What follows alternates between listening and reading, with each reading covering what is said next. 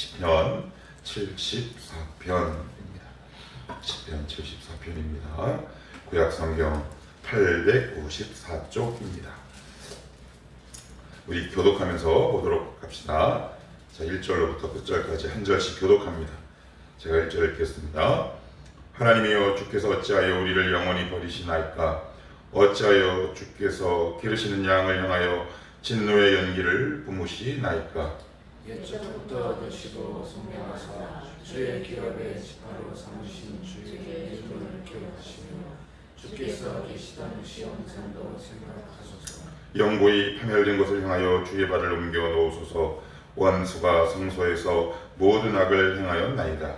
주의 대적이 주의 표정 가운데에서 보려며 자기들의 깃발을 세워 표적으로 삼았으니 그들은 마치 도끼를 들어 삼림을 베는 사람 같은 이기다. 이제 그들이 도끼와 철퇴로 성소의 모든 조각품을 쳐서 부수고 주의 성소를 불사르며 주의 이름이 계신 것을 더럽혀 땅에 엎었나이다. 그들이 마음속으로 이르기를 우리가 그들을 진멸하자 하고 이 땅에 있는 하나님의 모든 회당을 불살라하리이다. 우리의 표적은 보이지 아니하며 선지자도 더 이상 없으며 이런 일이 얼마나 오래는지 우리 중에 아는 자도 없나이다. 하나님이여, 대적이 어디까지 비방하겠으며 원수가 주의 이름을 영원히 능욕하리이까? 주께서 어찌하여 주의 손 곧 주의 오른손을 거두시나이까? 주의 품에서 손을 빼내시어 그들을 멸하소서. 하나님은 예로부터 나의 왕이시라. 사람에게 구원을 베푸셨나이다. 주께서 주의 능력으로 바다를 나누시고 물 가운데 용들의 머리를 깨뜨리셨으며 위로와 하나님의 머리를 부수시고 그것을 사막에 사는 자에게 문지물로 주셨으며 주께서 바위를 쪼개어 큰 물을 내시며 주께서 늘 흐르는 강들을 마르게 하셨나이다. 낮도 주의 것이요 밤도 주의 것이다. 주께서 빛과 해를 마련하셨으며 주께서 땅의 경계를 정하시며 주께서 여름과 겨울을 만드셨나이다. 여호와여, 이것을 기억하소서. 원수가 주를 비방하며 우매한 백성이 주의 이름을 능욕하리이다. 주의 맷비들 위에 생명을 들짐승에게 주지 마시며 주의 가난한 자의 목숨을 영원히 잊지 마소서. 그 언약을 눈여겨보소서. 무릇 땅의 어두운 곳에 포악한 자의 처소가 가득하나이다. 박대받은 자가 부끄러이 돌아가게 하지 마시고 가난한 자와 궁핍한 자가 주의 이름을 찬송하게 하소서. 하나님이여, 일어나 주의 원통함을 푸시고 우매한 자가 종일 주를 비방하는 것을 기억하소서. 같이요. 주의 대적들의 소리를 잊지 마소서. 일어나 주께 항거하는 자의 떠드는 소리가 항상 주께 상달되나이다. 아멘. 예, 오늘 시편 74편은 표제에 써 있는 대로 아삽의 마스길 그럽니다. 그런데 여기서 이제 모순이 발생하죠. 무슨 모순이냐? 시편 74편은 바벨론 멸망을 배경으로 지은 시입니다. 그러나 우리가 알고 있는 대로 아삽은 언제 시대 사람입니까? 다윗. 그래서 여기서 말한 아삽은 말 그대로 아삽이 아니라 아삽의 후손이란 뜻을 담고 있습니다.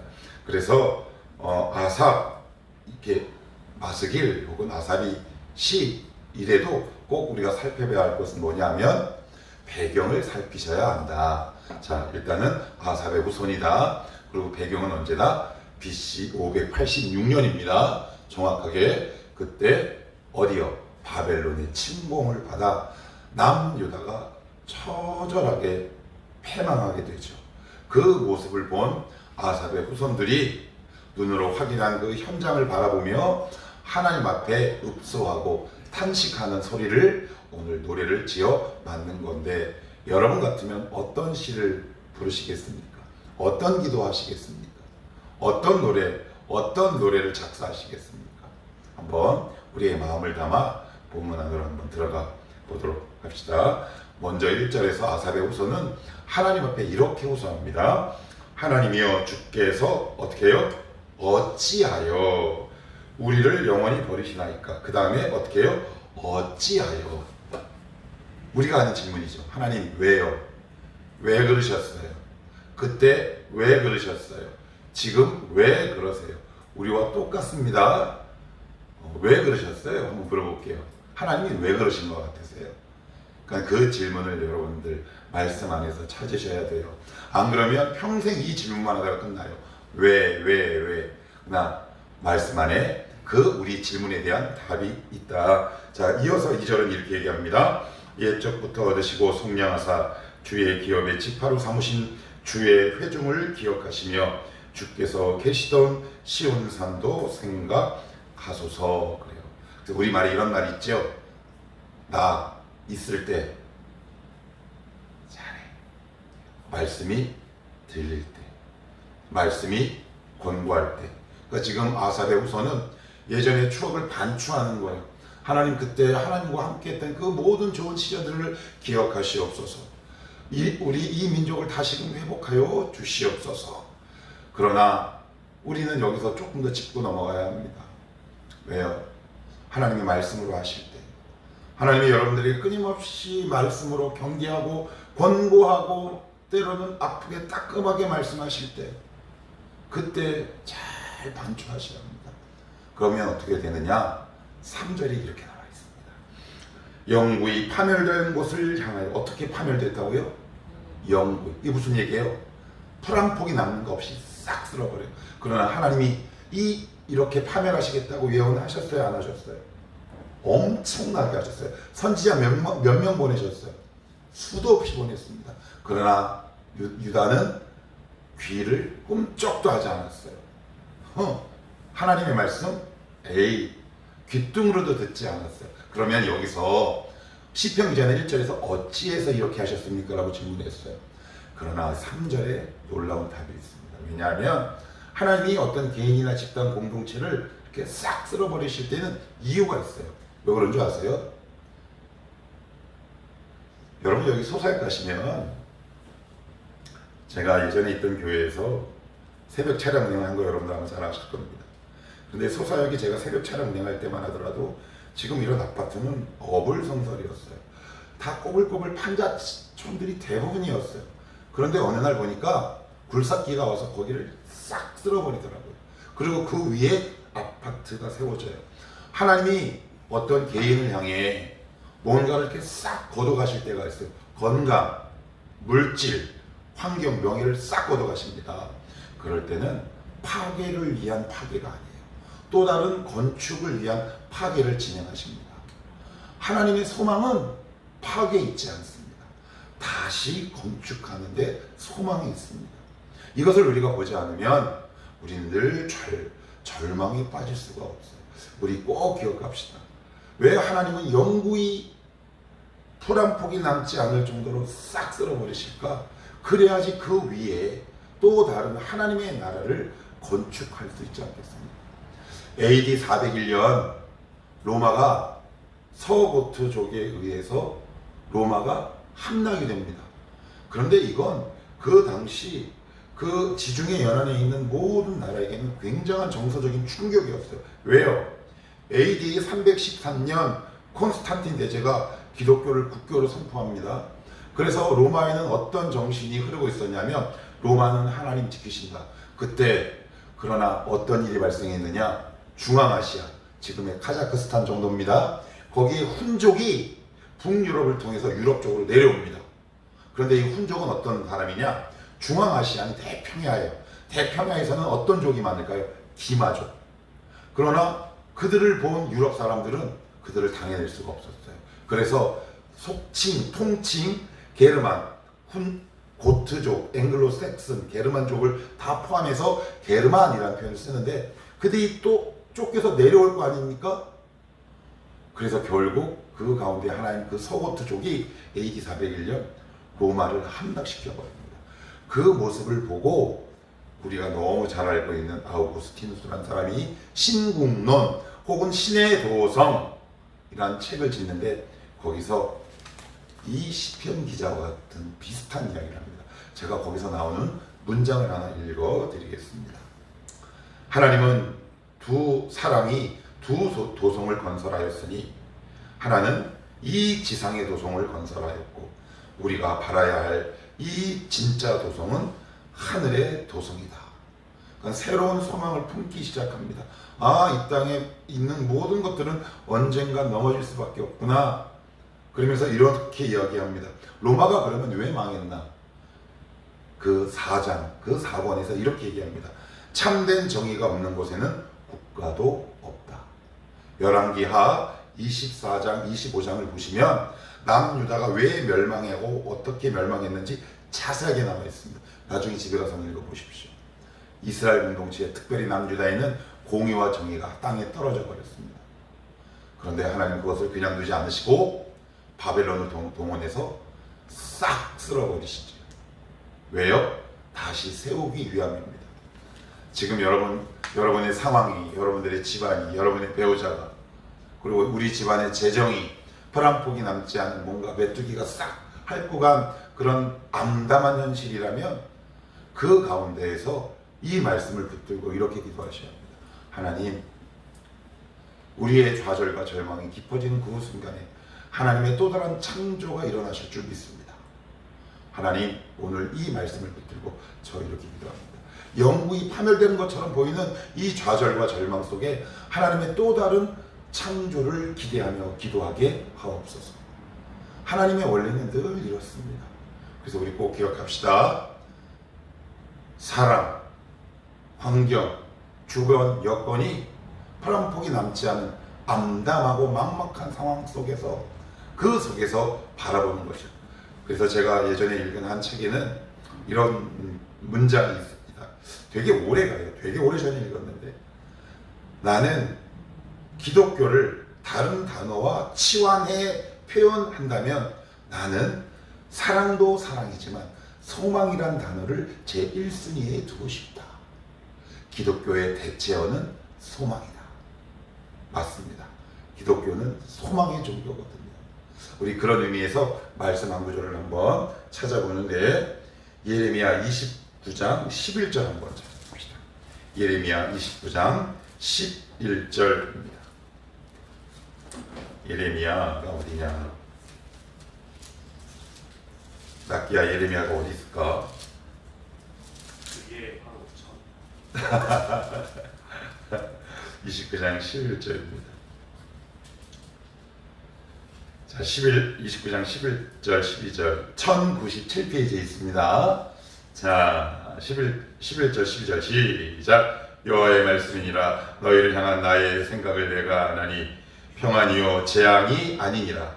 너희에게 미래와 희망을 주는 것이니라.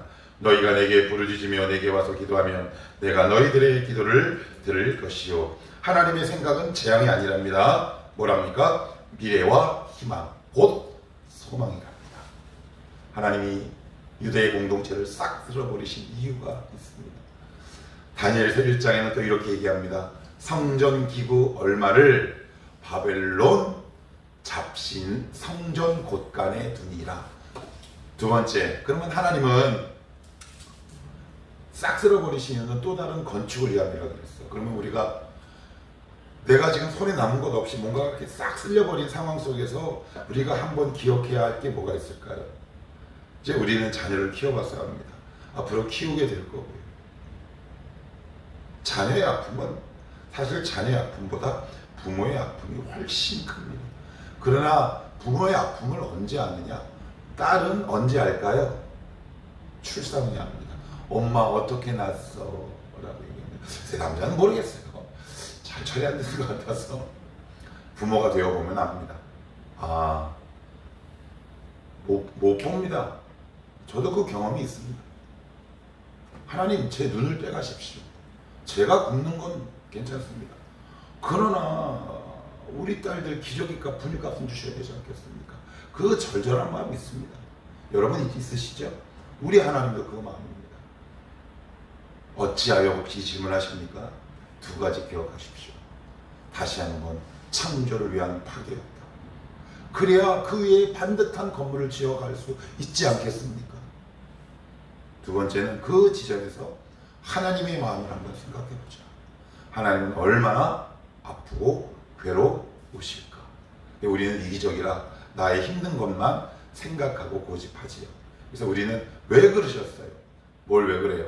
오늘 이후로 하나님에 대한 이 질문이 여러분 가운데 뚝 굳히시고 이 말씀을 붙들고 기도의 자리로 나아갈 수 있으면 좋겠습니다. 하나님, 이것을 통해 하나님의 새로운 역사가 시작되게 하옵소서. 그래서 하나님은 뭔가를 이렇게 쓸어가실 때 대충 쓸어가지 않으세요. 어떻게 해요? 풀 한 폭이 남지 않고 오늘 말씀에 의하면 영구히 다시 회복될 수 없을 것 같은 그런 상태로 싹 쓸어가신다. 자, 그러면서 시편 기자는 이 아삽의 후손은 이렇게 이야기합니다. 12절에서 17절은 이제 하나님의 능력을 반추하고 곱씹습니다. 하나님 과거에 하셨던 일들을 좀 기억하여 주시옵소서. 그리고 나서는 저 끝에 18절로부터 23절은 언약을 기억하며 기도하기 시작합니다. 그 자리에서 머물지 않아요. 그래서 어디를 보시냐면 자 20절 한번 같이 읽습니다. 20절입니다. 자 같이 읽어봅니다. 시작. 그 언약을 눈여겨보소서. 무엇을 눈여겨보소서? 언약을 눈여겨보시옵소서. 언약을 눈여겨보달랍니다. 이게 굉장히 중요합니다. 말씀을 눈여겨보시옵소서. 이게 무슨 얘기냐? 하나님은 수많은 사람들의 기도 가운데 어떤 기도를 오늘도 딱 주목하고 계시냐? 눈여겨보고 계시냐? 언약, 말씀을 붙들고 기도하는 겁니다. 여러분이 지금 이 상황, 이런 상황이면 이 말씀을 붙드는 겁니다. 하나님 영구히 싹 들어가셨네요. 그러나 오늘 제가 말씀을 드릴 때 하나님 재난이 아니라 미래와 희망, 소망이라고 말씀하셨고요. 다시 또 다른 창조를 위한 쓸어감이라고 말씀하셨사오니 하나님 그 말씀을 붙들고 오늘 주님의 보좌 앞으로 나아갑니다. 그래서 우리의 신앙이 점점 자라면 자랄수록 어떻게 된다고 그랬어요? 기도가 점점 바뀌어갑니다. 주세요부터 시작해서 할 수 있어요. 처음은 그렇게 해야죠. 처음부터 어떻게 뜁니까? 처음부터 어떻게 41.19를 뛰겠어요? 기다가 걷다가 넘어졌다가 똑바로 걷다가 그 다음에 뛰다가 10km 뛰다가 근데 지금 내가 오래 믿었음에도 불구하고 여전히 어찌하여 주시옵소서라는 기도만 내 기도의 노트 속에 적혀 있다면 다시금 우리의 기도가 한 단계 성장하고 발전할 필요가 있다. 그래서 무엇을 붙들고? 언약을. 하나님은 지금도 언약을 붙들고 나오며 기도하는 자들을 지금도 주목하고 계신다. 우리 꼭 기억하면 좋겠습니다. 그래서 20절 이어서 그 언약을 눈여겨보소서. 무릇 땅에 어두운 곳에 포악한 자의 처소가 가득하나이다. 23절 마지막으로 한 절만 더 읽고 마칩시다. 시작. 주의 대적들의 소리를 잊지 마소서. 일어나 주께 항거하는 자의 떠드는 소리가 항상 주께 상달되나이다. 두 번째 어떻게 기도하냐면 말씀을 붙들고 기도하는 건데 이 두 번째 이것도 굉장히 중요합니다. 우리는 저도 그래요. 뭐냐면 어떤 불편한 문제가 딱 생기면 내가 불편하고 힘들잖아요. 그 문제를 나와서 기도해요. 그런데 그 기도를 이렇게 딱 하다 보면 기도 제목이 어느샌가 이렇게 바뀌는데 어떻게 바뀌느냐? 이거 하나님 앞에도 영광이 되지 않겠구나. 하나님의 입장을 생각하는 겁니다. 이게 무슨 얘기냐? 하나님 처음에는 저의 불편함과 아픔만 주목했는데 하나님께도 이런 상황이 영광이 되지 않는구나. 그러니 하나님이 일어나서 일해 주시옵소서라고 기도하는 겁니다. 하나님 영광 가리지 않으십니까? 하나님 불편하시고 하나님 마음 아프셨죠?